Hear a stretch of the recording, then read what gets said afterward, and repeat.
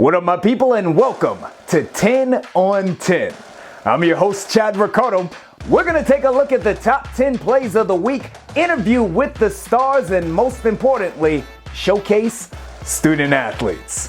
Today, we're going to walk you through a sit down with Duke commit, Georgetown Visitation's all-Met soccer performer, Caden Coons-Perdickus. We've also got an exclusive with head coach of the nationally ranked St. Francis Panthers, Masai Halamariam, and as a bonus, I'll give you an insight into who's going to win this week's biggest games.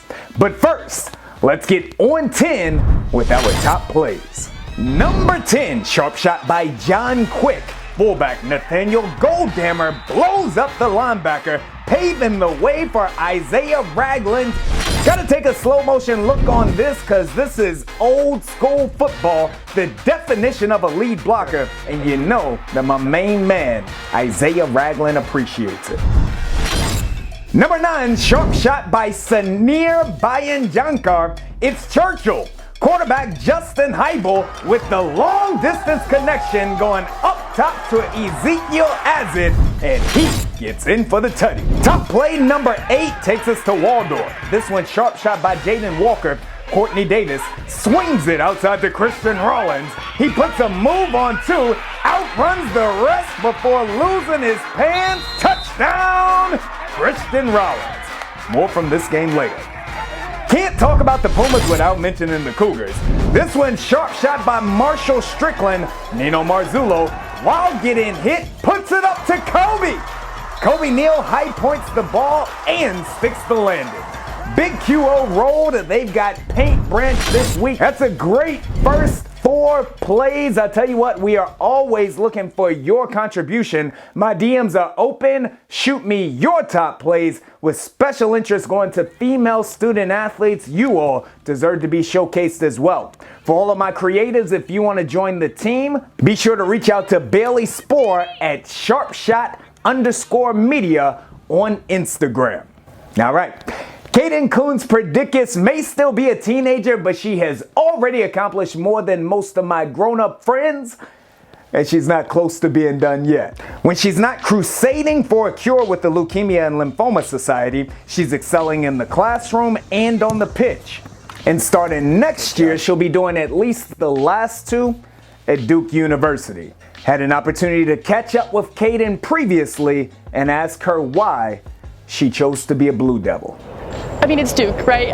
I think for me, it's always been academics first. So you had that amazing academic part at Duke, but then, the soccer is obviously like unbelievable. So those two coming together, it's like the best program you could ever imagine. My mom also actually went there, so I've grown up a huge Duke basketball fan. I have a picture of me in a onesie, Duke basketball. So in middle school, early high school, I finally saw myself going there. It wasn't just, I'm a Duke basketball fan. I was like, this is a place I can see myself playing soccer and actually going to college for. So again, I was introduced through my mom, but I think I just fell in love with the school, and I'm so excited to go there. I know that you are a student athlete. I love playing soccer. It gives me so much joy, but I know that in the long term run, I could have a job that doesn't involve soccer. I've always loved academics too. My mom's a high school English teacher, so ever since I was little, it's always been really important to her to do well in the classroom. Not necessarily doing well, but working hard. If you worked really hard and didn't necessarily get the best grade you could have, it's okay, just never give up and try again next time. How has this school, this program, how has this helped to shape you and prepare you for the next level? I love playing high school soccer. You definitely feel the sister ties, the family ties, and same with my ECNL team. I think having those strong bonds kind of gives me a window into what it'll be like in a college program. And I know on the Duke team I've already met a ton of their players, and they're all so nice. You can see on and off the field just how close they are with one another. So I think that's definitely helped me.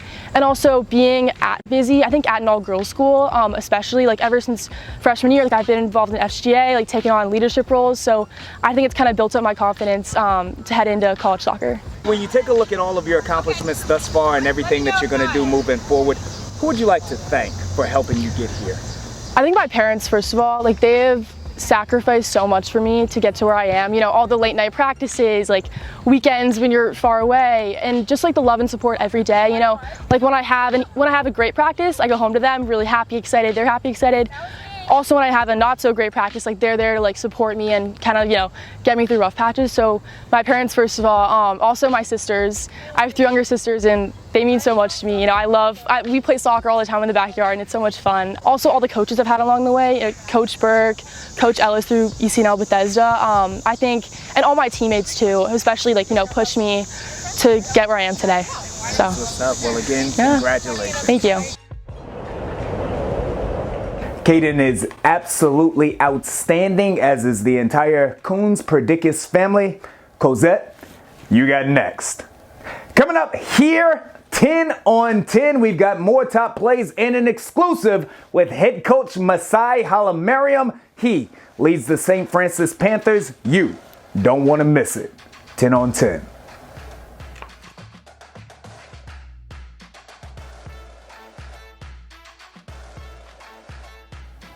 Welcome back to 10 on 10, showcasing student athletes. I'm Chad Ricardo.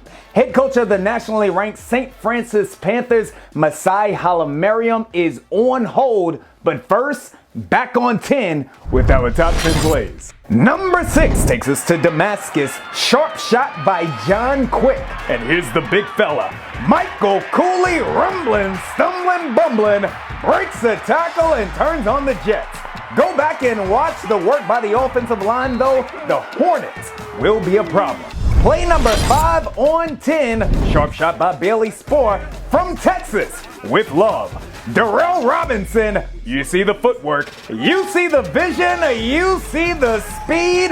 The number 1 running back in Maryland for a reason, bro. And St. Francis is just different.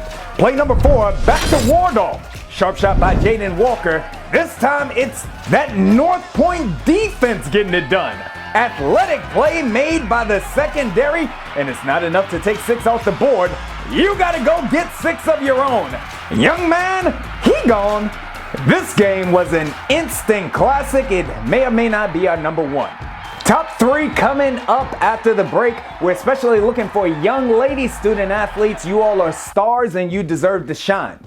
Speaking of stars, the St. Francis Panthers, by all accounts, are a top 3 team in the country. They receive national recognition, but I'm not certain that they still get all of the flowers they deserve right here in the DMV. Head coach Masai Halamariam joins me now to discuss that and more. Coach, thank you very much for stopping through 10 on 10.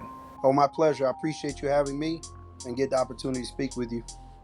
Coach, you all are 2-0. You just handedly beat DeSoto. They are a perennial national powerhouse by a final score of 47-7. That begs the question, how good is this year's team? You know, a few people asked me back in January, you know, could you repeat the season you had previously? And I said to all of them, you know, as a head coach or as a coach in general, of course, you try to make sure that you're looking towards creating a better team. You have guys that have experienced the year before. Then you add to the puzzle and the pieces incoming freshmen. But I claimed it then, and I thought that this would be the best, saying a lot, but the best team I think St. Francis football has ever put together. And that's a mouthful. I think this past week showed exactly the potential of this team. And to be honest with you, I don't think we played our best yet. Coach, I mentioned this in the opener. You all nationally ranked, and what it is that you all have been able to accomplish over the span of the last couple of years has been darn near unbelievable. I don't know, though, that your program receives the flowers that some of the other blue blood programs in the area would had they accomplished some of the same things. And so from that perspective, do you feel as though your young men are getting the credit that they deserve? You know, it baffled me for a few years because I've been in the game of football for 28 years as a coach and another 10 as a player. And I've always thought that it's about what you do and how productive you are, and it's about giving you a platform as a young man to accomplish the ultimate goal of going to college. I think that's what I'm thinking. But then, you know, politics, they play a part in everything. And politics entered. When I first took over St. Francis, Chad, everybody shook my hand, patted me in the back, and told me how great job I'm doing because those games weren't quite the way they are now. We would be getting our heads beat in. I'll be losing the first 2 weeks I was the head coach at St. Francis. Then we lost both games by a combined 80. So then we were somebody's hero, make it work. And then gradually as time went on, we built this program to become a national powerhouse. What does that do? It takes away from some of these elitist schools or any ones in this area, and you're doing it at a level that you would expect those other schools to do it because of the resources they have. We lack the resources, but we have the manpower that actually cares. We have the mission. We have the desire to want to see success. So we're being ridiculed and really, I want to say, ostracized because of the success and nothing else. They use other reasons, but it's just, I think there's a lot of envy. And that's my perspective of mine, because there's no other reason why they shouldn't play us or they shouldn't like us. Coach, you all played Good Counsel last year. You also played them during the spring season of the COVID-shortened season. I wonder, have you all had any conversations with any of the other teams in the area about potentially giving you a game? No, it's disappointing. Of course, I continuously call and I inquire, and two of the powerhouses in the WCAC decided to decline to play us, and I asked for what reason, and they just said they shouldn't. Why should they? We're chasing them, they're not chasing us, but I beg to differ with that one. Last 6 years, we've been the best team in the state. We've earned it. We would like somebody to challenge and play us and beat us, because that's what football is about. So we used to be the hunted, and now we're the hunters. So that's a problem when it's a small school like ours. So it just doesn't look good for them. What do we have to do from your perspective in order to change this so that St. Francis is fully recognized as a part of the DMV football community? I'll be honest with you.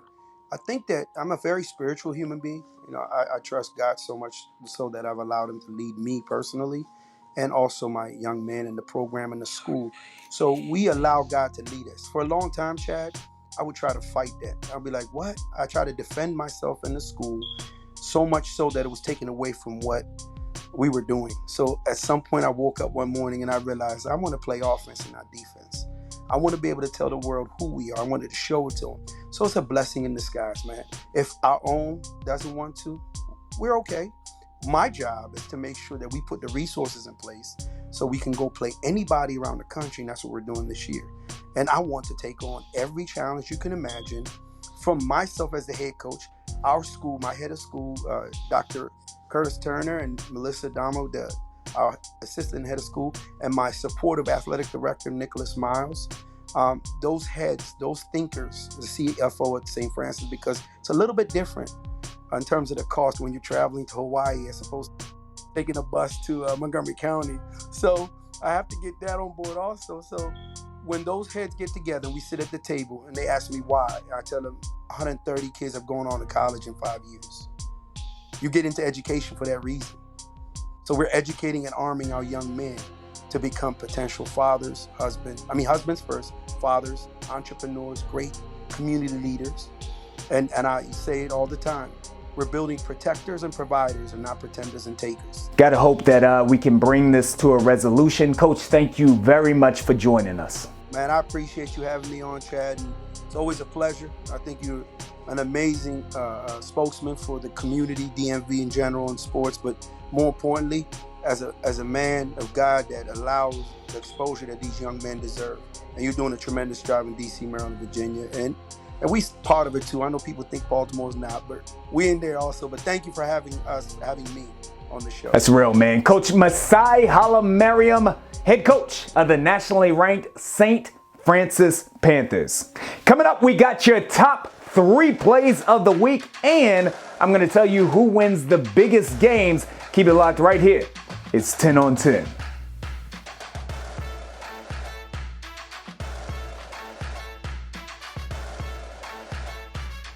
It's 10 on 10, showcasing student athletes. I'm Chad Ricardo. We got dope interviews like that of Caden Coons-Perdickus. We got exclusives such as Masai Hala-Mariam, head coach of the St. Francis Panthers. And I'm going to tell you who's going to win this week's games. That's coming up next. But first, our top 3 plays on 10. Number 3, this is Pilati visiting Georgetown Prep. Sharp shot by Hailey Daniel. Number 10, Amir Lowry going up top to Temple commit Nate Stewart. That's how you do it, bro. That's a thing of beauty. Number 2, back to Waldorf one more time. Jaden Walker, the shooter. Game on the line. It's quarterback Courtney Davis with the walk-off touchdown run. What in the Jaden Saray is going on here? No better way to start your wise quarterback legacy than this. You know the Pumas keep a potent quarterback. Coach Rapp, what up though? And our number 1 play of the week goes back to Texas. Sharp shot by Bailey Spoor. It's QB1, Michael Van Buren tossing darts to Makai Workman. You see him immediately point to the sky. Young man playing with a heavy heart, and here at 10 on 10, we see these young men as people, not just as gladiators. We wish you love and healing, bro. Know the St. Francis family got your back. That's our top 10 here on 10. Again, we want to feature you, so shoot me a DM with your top plays. All of our creatives, you want to join the team on Instagram. Hit up Bailey Spoor at sharpshot_media. That's on IG. Time to get to my game predictions. Here's my picks on 10. It starts with Damascus taking on Magruder. Magruder coming off of a loss to Blair last week, and no disrespect to these young men, but this is all about Damascus. I look at that offensive line, I see that smash mouth football. We already saw Cooley. Well, Dylan Donathan ran for 200 yards last week as well against Northwest. I'm telling you guys now, the Hornets are on their way. They're going to be swarming again. I got Damascus. Up next, it's 0-2 Carroll taking on 0-1 HD Woodson. HD Woodson is a storied program in the district. They lost a tough game to Largo last week, but put that camera on me. Let me be very clear here. The season is on the line for the Carroll Lions this week. Starting off 0-2, losing 2 tough games on the road to 2 very good teams. They have to win this game. The Lions need to redeem themselves in a big way, and I believe that they will do just that. Nick, Jamar, that whole crew, the Carroll Lions restore the roar this week against HD. Big game in VA as number 3 Stonebridge takes on number 21 Freedom. Now look, I gotta tell you, bro, last year I developed a ton of respect for this Stonebridge program. I mean, you look at Jacob Thomas, I believe that he is one of, if not the most clutch high school student athlete to ever play a down in the state of Virginia. Over the summer, had an opportunity to develop a good relationship with my main man, Coach Mickey Thompson. He's a championship coach. Might as well go ahead and put him in the Hall of Fame right now, because Lord knows that that man deserves it. And it is because of that friendship that I'm telling you this. Freedom wins this game.